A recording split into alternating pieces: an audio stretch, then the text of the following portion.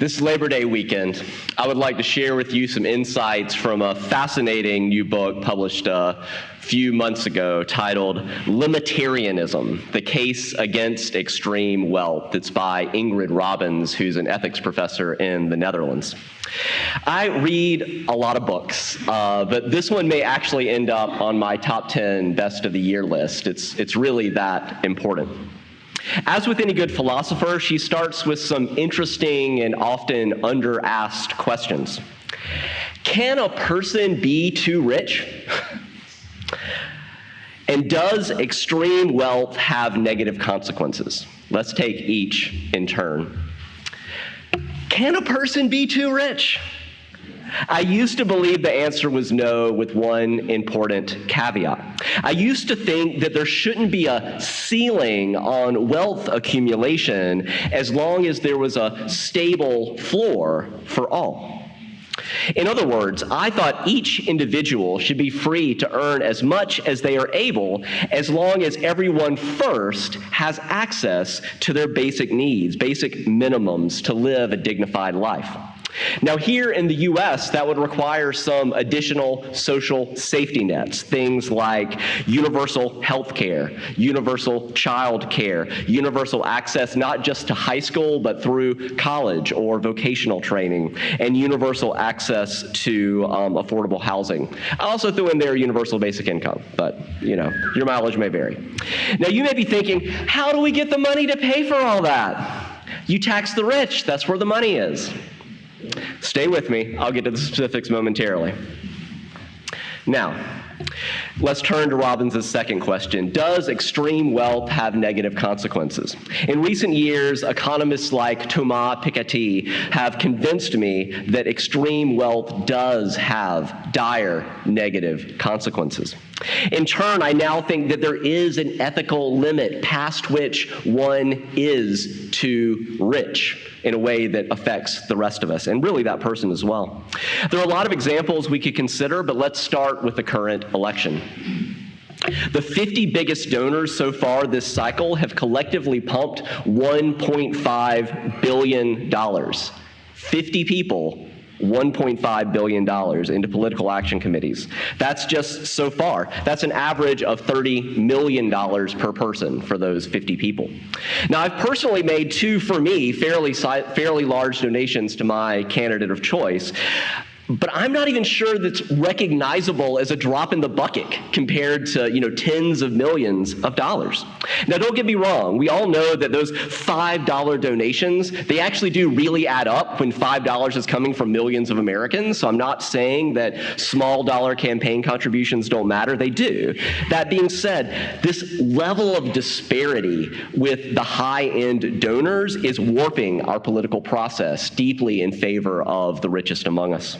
And despite what some Supreme Court justices want us to believe, money is not speech. It's just a lie.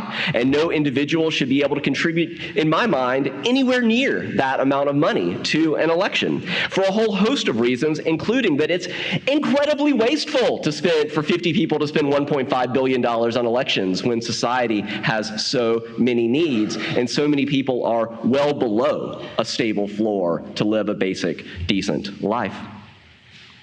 It would, however, be much easier to set a reasonable limit on campaign finance donations if there were fewer ultra-wealthy people who can write a $30 million check or more and like it's a rounding error on their banking account. In July, for instance, it was reported that Elon Musk alone plans to donate $45 million per month to support his candidate of choice. $45 million per month. But $180 million over 4 months, he's worth $195 billion. So even that massive amount is only 9/100ths, 0.09% of his net wealth. Here's another point of comparison that can help bring these massive numbers down to earth. In 2022, there were 2,668 billionaires on the Forbes list of the world's richest people. On average, they had assets totaling $4.75 billion. That's like close to 3,000 people with assets totaling $4.5 billion. If you or I worked something like 50 hours a week for 45 years from ages 20 to age 65, like many of us do, you would need to earn $40,598 an hour to end up with a wealth of $4.75 billion. That's the hourly equivalent of what many families in this country earn in a year. The bottom line takeaway is that the wealth gap has become extreme. That's why you hear people talking about living in a new Gilded Age. That's not a good thing, I guess, unless you're the Gilded, but anyway. A tiny number of people with such great wealth, it raises questions not just about what an individual should be free to do. We need to ask, what are our responsibilities? What are our responsibilities to the most vulnerable among us? And what are our responsibilities to the provision of public good? That stable floor, fighting climate change, etc. It's like, with respect, it's not just about you, Narcissus. In an attempt to inspire an ethical response to the wealth gap, Robbins has coined the term limitarianism, which to her mind is the view that we must create a world in which no one is super rich, and that there must be a cap not on the amount of income, but on the amount of wealth that any one person can have.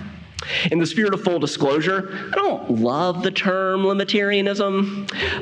People don't love limits. I also don't know if I have the perfect substitute. I don't want to get lost in nomenclature, but perhaps something more like the fair competition wealth cap. You know, people do like a level playing field, and the playing field right now, whether you know it or not, is seriously, seriously unfair. So regardless of nomenclature, what I like most about Robbins's work is that she could actually help shift the Overton window, the spectrum of acceptable political positions. Ever since Occupy Wall Street more than a decade ago, increasing numbers of people have been catching on that we never should have allowed people to become billionaires in the first place. Perhaps you've seen the bumper sticker, "Every billionaire is a policy failure." Robbins, however, argues that $1 billion is orders of magnitude way too high. She challenges us to consider that our political aim should be to create a society in which no one has more than $10 million in wealth. Don't miss this. She is saying that the limit should be that the existence of decamillionaires is a policy failure. I don't know about you, but I actually find that policy compelling. Instead of allowing folks to become billionaires, what if we could tell someone who accumulated $10 million, congratulations, you won capitalism. And we'll give you a medal or something. I don't know. If we ever develop the political will to draw such a line, I remain unconvinced that the most ambitious among us would stop working hard just because they had reached the $10 million mark.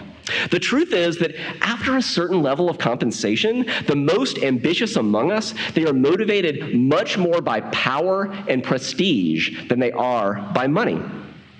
Consider this quote from Peter Vandermeer, who's the former CEO of Shell. He was paid $11.4 million in 2008 alone. He said, "You know what? If I had been paid 50% more, I would not have worked harder. And if I had been paid 50% less, a mere $5.5 million, I would not have worked any less." Like he said, it just wasn't really about the money. For what it's worth, more than 2 millennia ago, the Greek philosopher Plato foresaw the ways that too much inequality can warp a society, and he proposed a much more radical limit. He said that the property of those who have the most should be limited to, at most, 4 times those that have the least, in order to maintain stability in political communities. And of course, the Greeks cared deeply about democracy, we the people. Relatedly, I just can't take seriously those who have read Robinson's ideas and called it Soviet-style communism. I'm like, Soviet-style communism. I don't think that means what you think it means. People who work harder and are uniquely talented can get plenty of compensation if the ceiling is $10 million, in my opinion. And then we could use that excess to fund programs to actually create a stable floor for all, so that everyone has a basic minimum, and to fund efforts to battle huge systemic problems like climate change. Truly, how much money does any one person or family need to live even a truly luxurious life? At what point are you just being greedy or using the numbers in your bank account like points in sports just to compete against other ultra-wealthy people? More pointedly, Sam Polk, a former Wall Street trader, confessed that in my last year on Wall Street, my bonus was $3.6 million. And I was so angry that it wasn't big enough. Keep in mind, I was 30 years old. I had no children at home. I had no debts to pay. I had zero philanthropic goals in mind. I just wanted more money for the same reason an alcoholic wants another drink. I was addicted.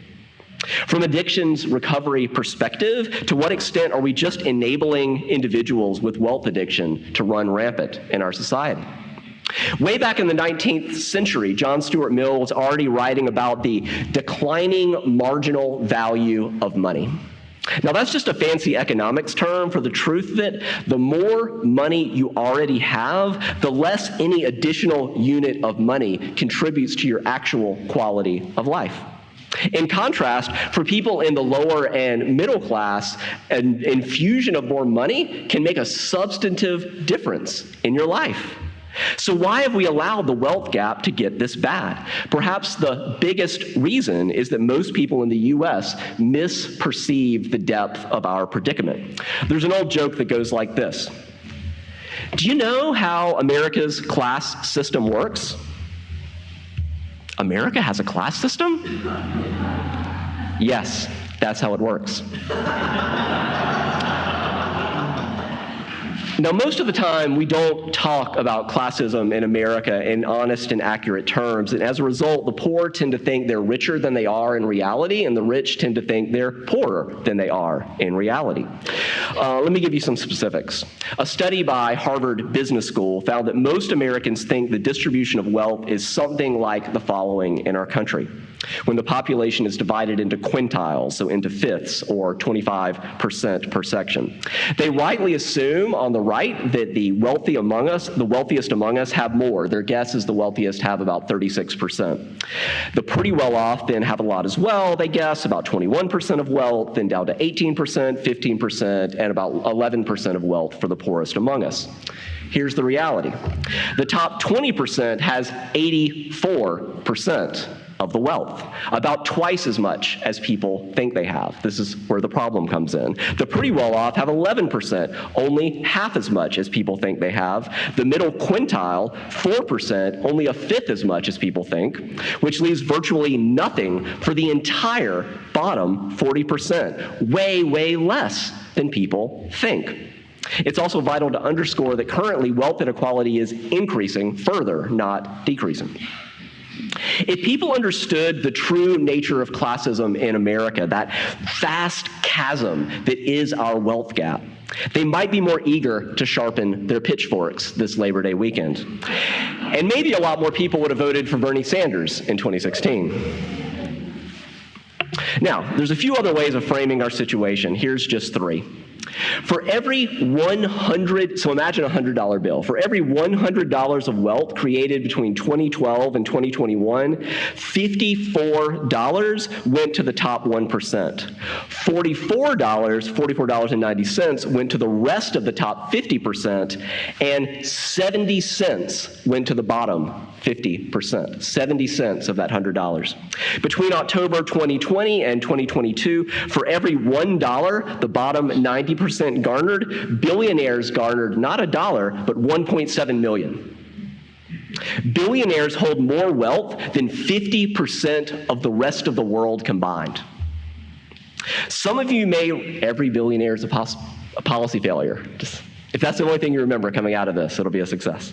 Some of you may remember a few years ago when Jeff Bezos, the founder of Amazon, organized a 12-minute space flight, kind of popping into a low Earth orbit for $28 million per person. But if, like Bezos, your net worth is $189.8 billion, then 28 million is only 1/100th, 0.01% of your wealth. The day of the launch, Bezos tweeted, "I want to thank every Amazon employee and every Amazon customer because you guys paid for all this." And I want to shout, exactly, but that's not the good news you think it is. Dude, you're hoarding way too much for yourself, not to mention Amazon's long history of terrible labor conditions in their warehouses, monopolistic practices, and tax dodging. I remember someone tweeting back at Bezos, "Man, Marx wrote hundreds of pages about surplus value, and you're just tweeting it out." Now, what if we change the perspective? Take any multimillionaire or billionaire and put them on a desert island. They still have all the same talents, all the same personal traits as before, but how rich could they become? Not very rich, obviously, because being rich is only ever possible with a society. You all know that speech, like, you didn't build that, all the things that made your wealth possible. You need others with whom to interact. Company owners need customers and managers and employees, and indeed, again, society at large. We are all in this together, and we need to start acting that way. Here's another essential point. If you look at effective altruism programs like GiveWell.org that research the most impactful possible ways to get the most bang for your buck, each one of those $28 million tickets to take just a handful of people like 12 minutes up and down into a low Earth orbit, they could have saved, each of them for 28 million, could have saved 6,200 lives of the most vulnerable among us globally. Or let's look just at the US. In 2022, the bottom 50% owned 3% of wealth, and 1 in 3 families did not have enough in savings to cover an unexpected expense of $400. It's the bottom 50% of this whole country. It's wrong. 1 in 4 adults has skipped some form of dental care because they just couldn't afford it. And we all know dental pain hurts. And there are between 27 million and 40 million American families living in poverty. The next 40% had 28% of wealth. The top 10% of households held 69% of wealth. And although all of that's important, don't forget to keep your eye on the most massive inequality of all. So pay attention to the right. The top 1% on their own hold 32% of wealth in the US. Occupy Wall Street was right. We are the 99%, and it's far past time that we went after the 1%. Now, we've been talking a lot about the ethical floor and ceiling related to overall wealth accumulation. But another important part of decreasing inequality could come from linking minimum wage to a maximum wage. For example, the CEO of Disneyland earns 2,000 times the salary of Disneyland's lowest paid employee. As a point of comparison, in 1967, the CEO earned only 78 times as much as the lowest paid employee. Maybe that's too much, but that's why things have gotten so crazy since the 70s, is that we've allowed just up and up and up and up and up. So instead of 78 times, 2,000 times.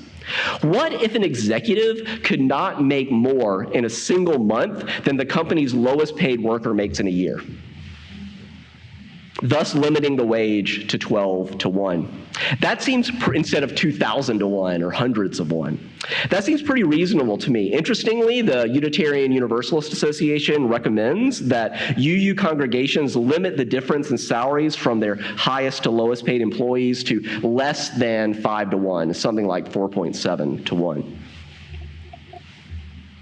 Okay, one final question. What is hard work? What is hard work anyway? We've already stipulated that some people work extremely hard, are uniquely talented, and deserve to earn more. But how much more? In the words of a 54-year-old investment banker who says, "I am part of the 1%. He says, did I work especially hard? Maybe a little, sometimes, lots of emails. But did I work harder than the firefighter who has to connect the hoses to the fire hydrant in the snow? Or the woman who has to smile while schlepping pitchers of beer around all night? Not really. Or it would be nice to see some of those investment bankers or CEOs who earn 250 times the average wage of childcare workers. It would be nice to see them take on childcare work for a few months and see whether they still think their jobs are 250 times more difficult or entail levels of responsibility that are 250 times greater than childcare workers or teachers. As the parent of an almost 15-month-old who is deeply grateful every day for childcare workers, I will say amen to that. So as I move toward my conclusion, I suspect there are some of you that are ready to vote for Limitarianism right here and right now, and others of you who may find this proposal a little too radical for your blood. For what it's worth, we have been on the vanguard over the centuries many times of radical movements for social change. Along those lines, in a few moments, we're going to be invited to sing Solidarity Forever. It's an insert in your order of service. This is perhaps the labor movement's most famous anthem. The original lyrics were written in 1915, and they were set to the tune of John Brown's Body. That's a marching song written decades earlier by Union soldiers during the Civil War about the radical abolitionist John Brown. Some of you may recall that of the Secret Six who helped fund and supply John Brown's 1859 raid on the Federal Armory at Harper's Ferry, just 20 minutes down the road, of that Secret Six, 5 were Unitarians and 2 were Unitarian ministers. The other was a Presbyterian. Among those 5 Unitarians was Samuel Howe, the husband of another of our Unitarian forebears, Julia Ward Howe, who awoke in the middle of the night after visiting Civil War camps and hospitals, and was inspired to write new lyrics to John Brown's Body, verses that became the Battle Hymn of the Republic. As we sing this labor anthem, I invite you to hold in your heart and your memories the historic echoes of Solidarity Forever with John Brown's Body and with the Battle Hymn of the Republic. And note that verse 4 centers on women of the Union. If you identify as a woman, you're invited to sing on that verse. As we sing, open the imagination of your mind, the compassion of your heart, and just consider what becomes possible when we act together in ever-widening circles of solidarity and inclusion. Please rise and body your spirit. Let's sing together, Solidarity Forever.